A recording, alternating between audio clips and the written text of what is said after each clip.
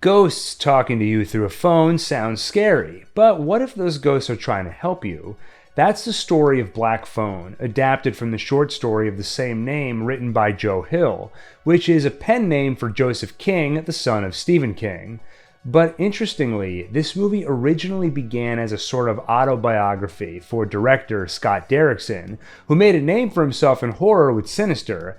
Just like the main character of Black Phone, Derrickson grew up in North Denver in the 70s, and like the main character, he dealt with violence and trauma.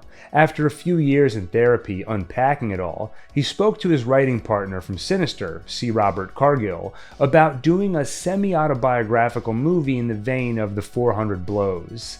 The idea never felt interesting enough until he remembered a short story he read years ago, The Black Phone, and suddenly had the idea of combining his own childhood memories with that story. Cargill and Derrickson took a similar approach with Sinister, putting a lot of themselves into the characters. I think that's part of what makes the characters' fears and anxieties feel so real and personal in both movies. It's an unexpected origin for a horror movie, and appropriately, the first time I watched it, it was definitely not what I expected from a movie billed as horror. It certainly is horrifying, but not in the way you expect. Because yes, it has ghosts, but they aren't the scary part. Instead, the threat is something horrifyingly real. A guy who abducts children. That could easily be the premise of a disturbing mystery thriller, straddling the line of horror. But the movie takes a bigger step in that direction by giving the killer a mask that makes him feel more than human at times, like a demon or monster. And of course, the ghosts who call the main character on the phone. They are friendly ghosts, but can still make for a suitably unsettling mood. The other surprising thing about this movie is that it has a warmth at the center of it. That comes from Finney's relationship with the friendly ghosts, the way he and his sister look out for each other, and all that stuff seems even brighter in contrast to the horrible darkness of everything else. So the movie is scary in the same way things are scary in the real world, and it is tense in the way life or death scenarios are, but what surprised me is how it strayed away from the supernatural or unknown horror you expect from the writer-director team of Sinister. The movie starts in the idyllic North Denver 1978. So idyllic, it's barely even sad when 13-year-old Finney loses his baseball game. You expect the guy from the other team to tell him how much he sucks, but instead... Man, your arm is mint. You almost had me. Good game. That's Bruce. Everyone loves Bruce. The girls want to date him, the boys want to be him. Sadly, this is where his story ends. As he rides his bike home, a black van cuts him off. Fade to black. The horrible things in this movie feel especially horrible because it all feels so real, partly thanks to the genuine performances, especially impressive considering mostly they come from child actors, and partly because the story is so personal to Derrickson. There's also the fact that this movie does a great job making you like and care about the characters, like how you expect Bruce to be a jerk after the game, but instead, he's incredibly kind. Finney's home is not a happy one. His father is abusive, and breakfasts are spent tiptoeing around the kitchen. Anything louder than a mouse earns the inevitable ire. The only bright spot is Finney's younger sister, Gwen. The two are close and look out for each other.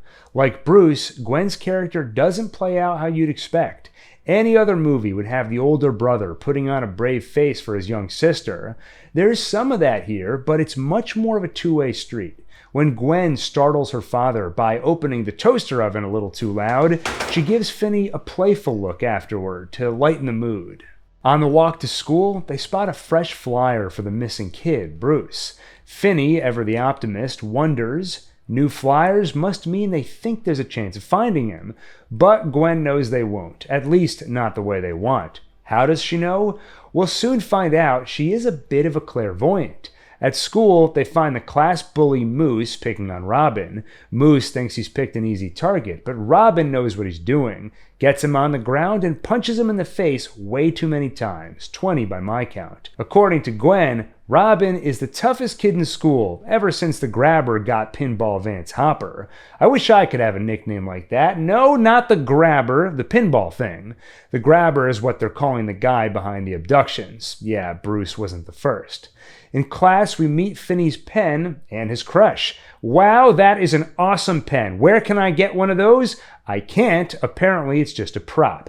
You can't just make up a pen. It violates the verisimilitude. After class, Finney bolts to the bathroom. Too long in the hall risks attention from bullies, which I can relate to. Back in my school days, if I caught a nerd wandering the halls, let's just say Ethan Hawke in a mask would be the least of their problems. The bullies find Finney, but bully for them, Robin shows up, and his presence alone is enough to scare them off. We learn a little more about Finney and Robin's friendship.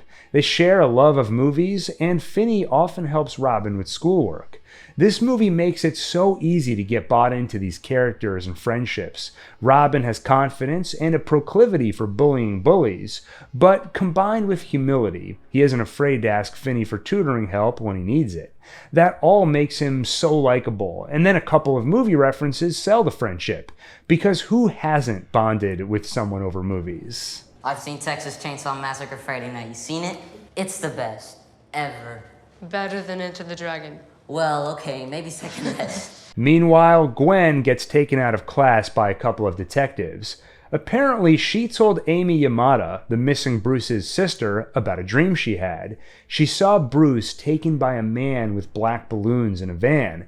That's weird because the cops have been finding black balloons at the scenes of the abductions, but they never publicly released those details. How could she know about them? Her apparent clairvoyance is our first introduction to the supernatural in this world. We see more of Gwen's self-assured character here when she loses patience with the cops. When they press her to explain how she could possibly know about the balloons, she sarcastically asks if they think she herself is the Grabber, though she phrases it a little less politely than I did. Because obviously I'm the Grabber, you dumb fucking fart knockers. Gwendolyn Blake! Her character could easily come across cheesy or disingenuous, but Madeline McGraw does a great job in the role. In fact, the director liked her in the role so much that when she had to drop out for scheduling issues, Derrickson went to Jason Blum himself and asked to delay production 4 or 5 months, all so they could wait until she'd be available. The next morning, Finney wakes up to the sounds of his sister crying and his father's belt. The police came to his work, asking questions about her after they heard about her dream. He tells his daughter that she is not her mother. She does not hear or see things that aren't there. This scene is so hard to watch, thanks to McGraw's performance as Gwen and Jeremy Davies as her father, who plays angry, yes, but also self-hatred and fear of Gwen's apparent abnormality. One of my favorite choices in the scene is how he makes Gwen repeat 3 times, "My dreams are just dreams." But on the 3rd time, she says it with anger and defiance. My dreams are just dreams! Apparently, Derrickson was asked by a lot of people to cut the scene because it's so intense. But I think it was right to leave it in. The horror of this movie is the vulnerability of children and adults who exploit that. This scene, according to Derrickson, is pulled from his own childhood memories, and it's part of the personal picture that he's painting.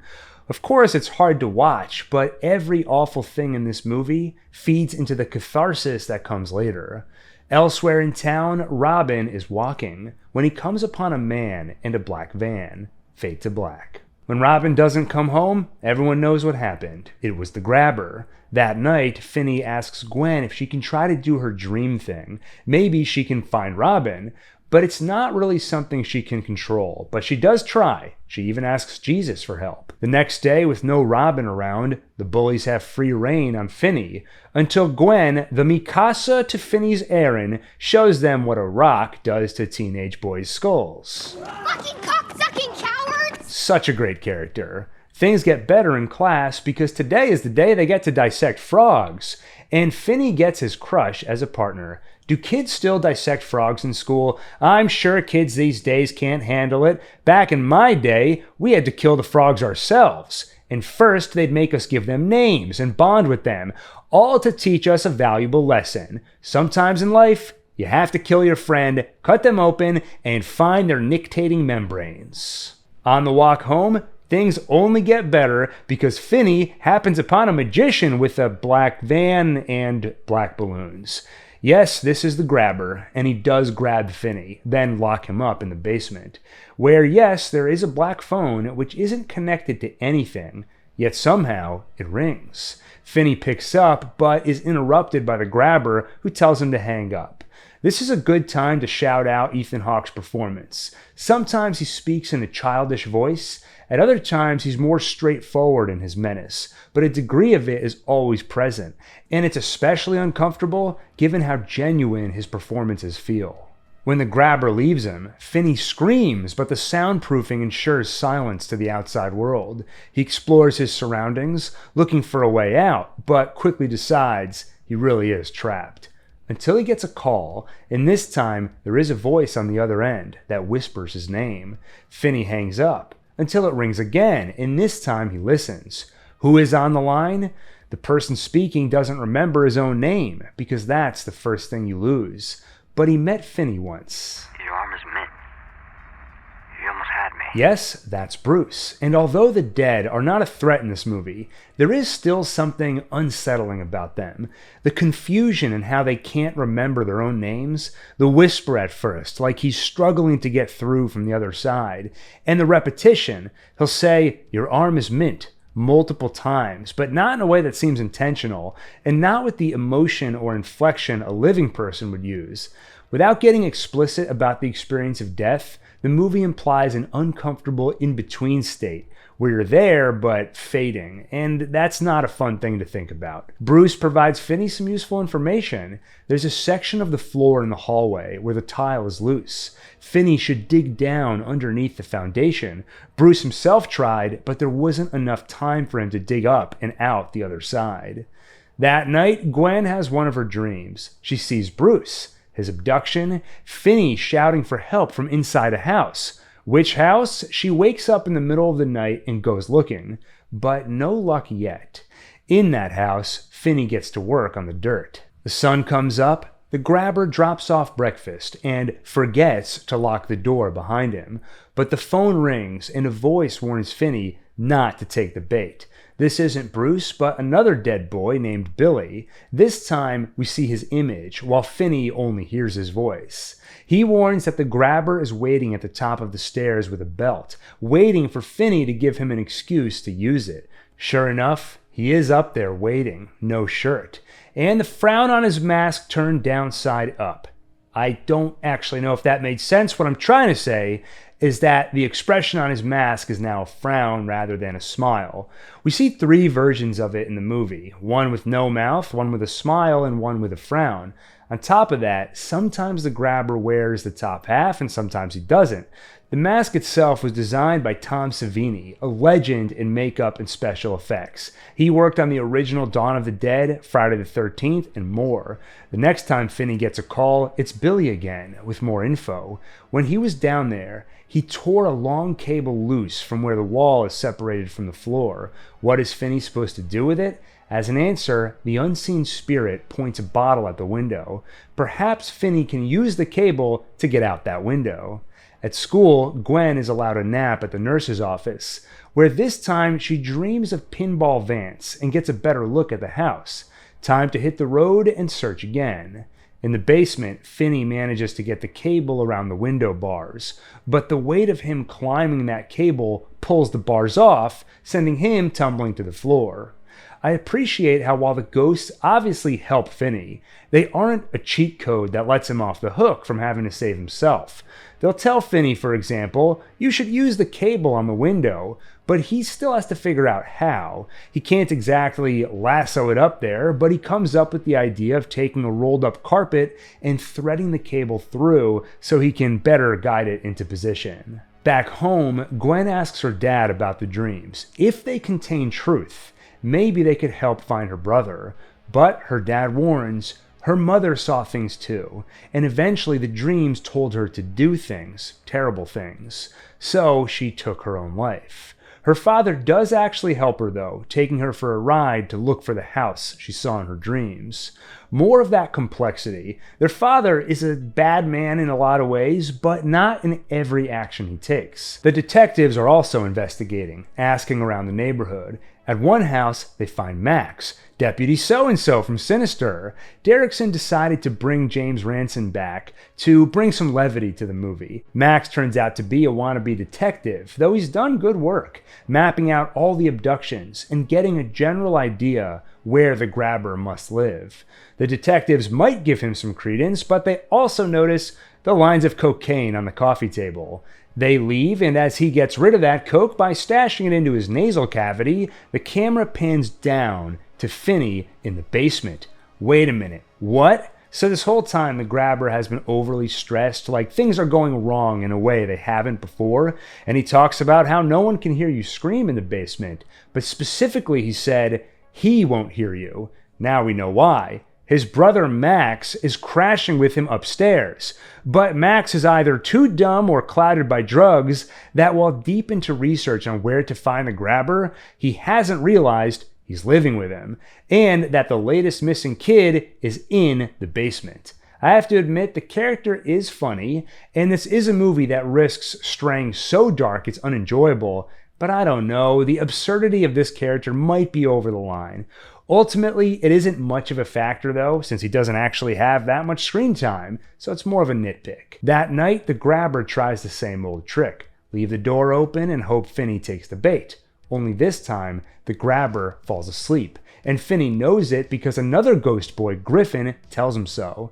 Now, this time, rather than simply call, Griffin first appears as a floating corpse pointing at the phone. Rude! The other kids just called. They didn't feel the need to give him more nightmare fuel first.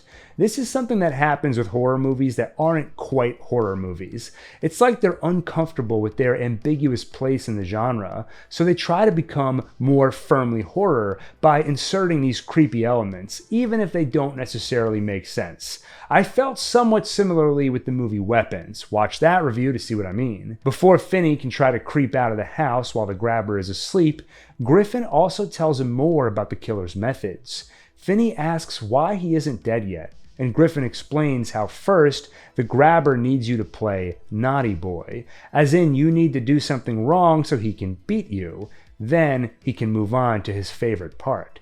What he actually does to the kids, and what is his favorite part, I think is for the best left to the imagination of the audience. Time for Finney to make his escape, except Griffin warns there's a combo lock on the door upstairs, the one that leads outside. The grabber got that lock off Griffin's bike, but he can hardly remember his own name, let alone the combo. Griffin does remember being afraid he'd forget it, and he remembers carving it on the wall in the basement. Just one problem. 23317? If you say so. What is it, 23317 or 23317 or 23317? He can't remember. Finney will have to try them all. A great way to build suspense in the escape. This sequence overall helps the pace of the movie, which risks feeling repetitive, especially with a lot of it taking place in one basement. But there's enough to Gwen's story on the outside world, and the ghostly calls escalate enough that it keeps things interesting. Now it culminates in a potential escape. Finney does manage to get out, but not without alerting the dog, waking up the grabber and getting caught all over again. You say one fucking word, and I will gut you like a pig right here in the street. The grabber also promises to strangle him with his own intestines, and then... Nighty-night, naughty boy. Hawk's performance is always menacing, but generally calm, so when he curses and speaks with such explicit violence, it has a really chilling effect. And what happens next is left off screen, so we can assume Finney has lost the game of Naughty Boy, which means the grabber can move on to the next part. It's no surprise Finney is in his worst mood yet the next morning. Gwen, too, is unhappy. Jesus, what the fuck? I mean, what the fuck? She's angry at the dreams with only vague clues, and last night, no dreams at all. Now she's wondering if maybe he isn't even real, and she isn't the only one angry at cosmic forces. Fuck you. This time, it's Pinball Vance calling with some bad news. Today is the day Finney will die. Who is this Mr. Pinball, by the way? A flashback reveals that, you're not going to believe this, he loved pinball, and beating to a pulp anyone who messed with his game. It's important to have hobbies. This flashback also turns out to be the answer to Gwen's prayers, because she enters it in a dream. She joins Vance in the back of a cop car, and then Gwen hears Vance's phone call with Finney. To her, it appears like Vance is speaking to him by yelling into the police radio. Right here. This is it. The horrifying nightmare end of your pathetic little life. Most importantly, the car stops at the grabber's house, and this time, Gwen sees a lot of detail, enough to finally find it in real life. Meanwhile, Vance and Finney are still talking. The ghost offers more advice. Across from the toilet, there's an outlet. If he breaks through the wall above it, he'll get to a panel on the back of a freezer. Get through that, then out the freezer, it should get him into the storage room. This call ends more violently than the others. Vance is perturbed when Finney thanks him for the help, because Vance isn't doing it for him. This is about revenge, as he shouts,